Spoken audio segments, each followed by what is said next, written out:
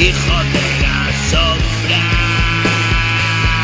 presa del terror. Ayer vi tu rostro, agonía y dolor. Ya me he acostumbrado a ser súbdito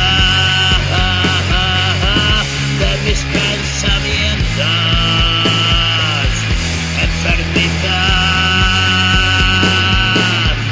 No trates de explicarte cómo es posible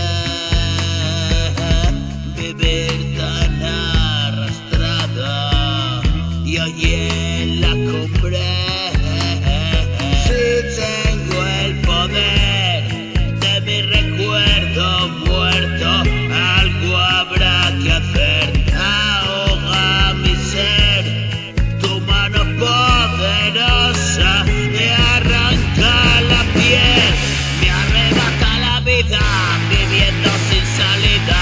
He pasado un estado de trance a la desesperada y cruzando miradas, estadio de nervios constante.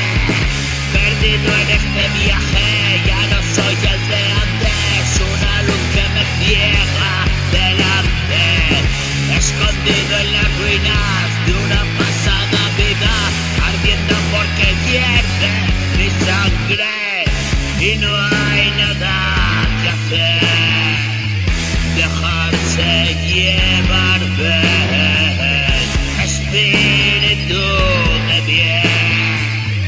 Tú lo has visto también, la voz que me llamó, susurros que enloquecen.